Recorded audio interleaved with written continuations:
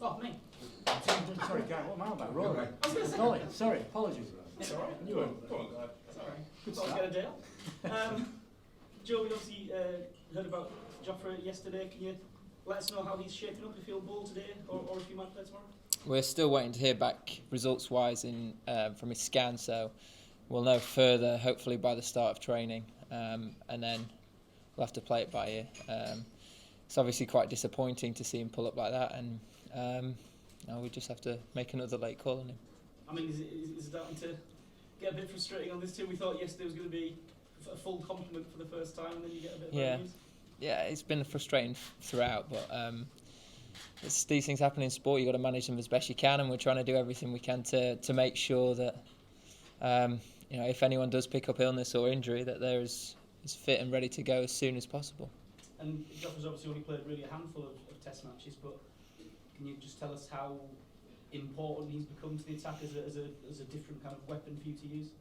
Yeah, I mean, you look at his short career, and he's had big impacts on a lot of moments in big test matches. So, of course, he'll be a big loss if he's not fit to play.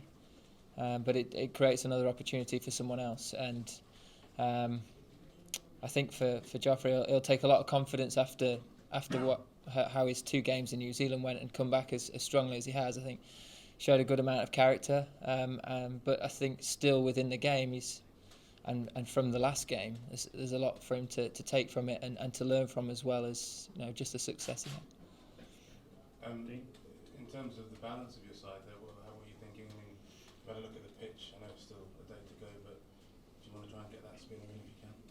I think everything's on the table as it stands. I think it'll be a really good training session today. Make sure everyone throws everything into it and puts their hand up, and we'll make a decision on the surface when we've had a closer look at it this afternoon and maybe even tomorrow morning. So again, with not knowing exactly how Joffre is, it might change the way we balance the side up, and I think it's important that everyone is ready to go and all options are available come tomorrow morning. Is everyone else available? Is Mark Wood available? Is Jack Leach available? Those 2 aren't available, unfortunately. They've not managed to pull up as well as we would have liked, and that is another frustration. But in terms of everyone else, I think everyone, touch wood, should be okay.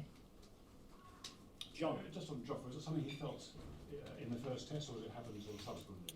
I think it's a recurring injury. I think he's had it before, but he did pull up very sore yesterday. He had a little trundle right after our fielding practice and seemed to be in a little bit of pain. So someone you want to manage, and a young talent like Joffre is making sure that we don't blow him out for 6 months. Want to make sure we get the most out of him for as long as we can. So I think it's important to weigh everything up. Let's see what the scan says, and how he pulls up today, and then make a judgment call then. Obviously, a disappointing result, and in many ways disappointing performance in the first test. How are you going to rectify that first game of the new year, new decade? We actually spoke quite honestly at the end of the game, and I think it's actually nice sometimes when there's a bit of emotion involved, and I think it was important to get the message across that when our backs are up against the wall, a number of occasions in this last year, we come out, we show a huge amount of character and a massive improvement from the first innings. And I think the most important thing we've got to harness is not waiting to be on the back foot. Let's try and do that from the outset. And a big challenge for the group this week will be to try and, once we get in a position like 100 for 5 or 150 for 3 like we were in the last game, let's really make that count. And not have to scrap our way back into the games like we have done so many occasions in the last year. You say there was sort of a bit of emotion involved, and that's a good thing. Could you explain exactly what you mean by emotion? Yeah, I think frustration. I think the way the whole couple of weeks had gone for a number of players, the way that the test match unfolded as well, feel like we got ourselves in some really good positions along the way, and then credit to South Africa, they took advantage of that, and we didn't respond as well as we could to their fight back, and that's quite hard to take sometimes as players. So I think speaking honestly about it, getting it out there in the open, and giving us a real some real clarity about how we want to approach this week. So I think it was a really good moment for the team, and it gives us a real good incentive coming into this one. Was it you doing most of the talking? Well, obviously, me and Silvers led it, but it was great to hear the rest of the group get involved, and that's what it's about. You're 11 guys out there. You should all feel like you can voice your opinion and like, have those good conversations. And I think that's a testament to where we are as a side, as a group, and the culture of this team and how it's evolved in the last couple of years. Is that something that you feel the need to do quite frequently, or is it quite a rare thing to sort of speak quite firmly? Yeah, I think you have to pick your moments. It wasn't like a grilling. It wasn't like Alex Ferguson hairdryer. It was a good conversation. But yes, I think it's important to address certain areas and also compliment when guys have done really well as well. Chris and then Simon. Joe, given the state of the series and how results overseas have gone recently, do you feel like this test match is a must-win for you guys? Every test match is a must-win. In the current climate, in the championship with the points available, every test match is a must-win. That's always been the case since I've come into the team. It's a massive opportunity every time you play for England and play international cricket. So all the guys fully aware of the importance of it, and we'll do utmost to make sure we're on the right side of the result. How have you coped yourself with kind of talk about your captaincy, obviously the new coach, not won a test match yet? How do you personally cope with that pressure? Block it out? What do you do? You just get on with it. It's the game itself doesn't change. It's still the same format.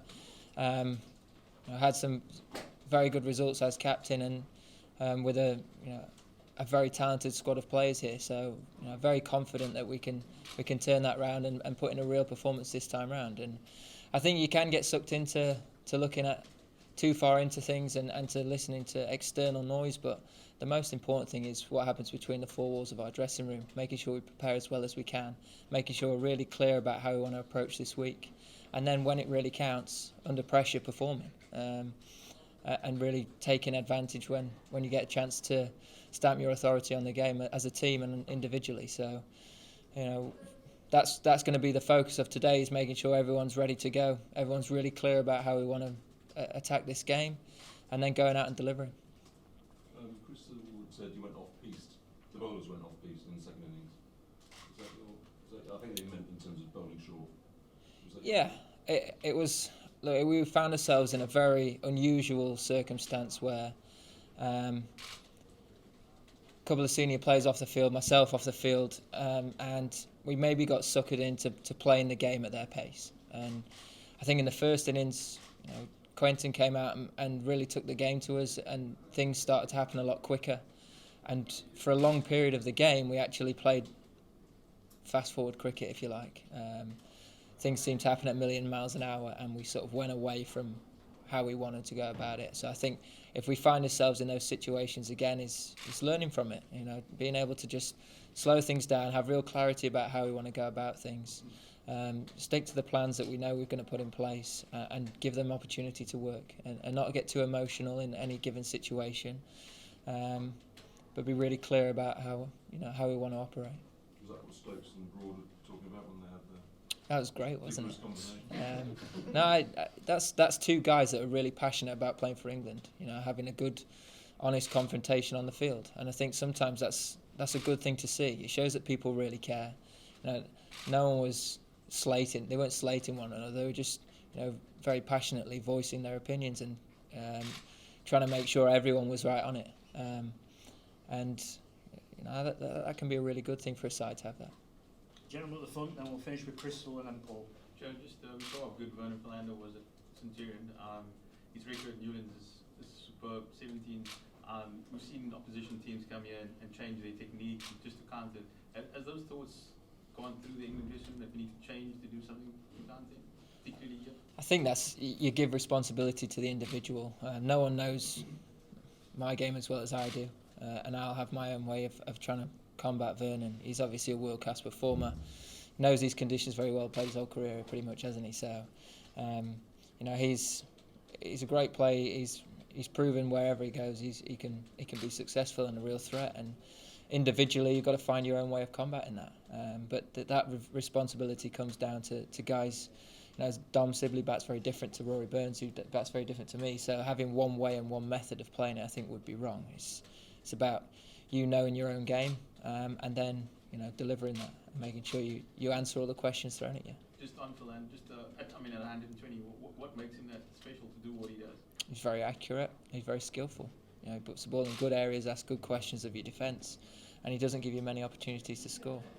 But we showed, I suppose, later on in the game, in that second innings, that you do get a few more opportunities if you can take him deep, and I think that will be our challenge. You know, make sure we're putting overs into their bowlers, taking them as deep as we can, both innings, especially first innings, and then maybe reaping the rewards later.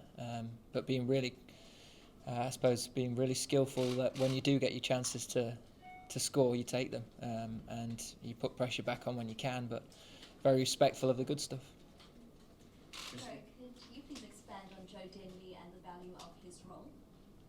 Yeah, Joe's he came into the side at the start of last year, and you know, is slowly becoming a real consistent performer. I thought the back end of the Ashes, and from that point, he's really started to take his opportunity. And although he's not really gone on and made that big 100 yet, seems to be finding his feet nicely in Test cricket, and that's great to see someone with his experience in county cricket transfer that into Test cricket. So long may that continue, and feel like he's very close to going and making a real big Test match score. Paul, last one. Joe, if you do use a spinner, is it fair to say Don Bess is at the head of the queue, and if he is, what's it look like in the nets? Is his suggestion he's matured since working with Haraf in Mumbai? You know, is he a different bowler to the one we saw playing against Pakistan a couple of years ago? Yeah, I think, look, everything's on the table as we speak in terms of selection. But as far as Dom's gone away at the end of the season after having a little break, and he's worked very hard at his game. You know, he's taken on board a lot of good advice, strong advice from very experienced players like Haraf. Worked really well with Jeetan, got a good relationship, and you know, he's a good all-round package as well. He bats well, fields well, and you know, he's a real competitor. So it's great to see him come into this environment, and you know, looks like he's gone away, really worked hard at things, and added to what was already a very talented package. Just one final one. You obviously said the balance of the team isn't quite settled, but can you confirm that Ollie Pope will come back in at 6? We're not decided on the team just yet, so we need to discuss with the group, make sure that they're all aware of what the team is first, and then we'll try and get your team as soon as we can. It might not be till tomorrow, but sorry, it's been one of those tours, I'm afraid. Thank you. Thank you. Cheers.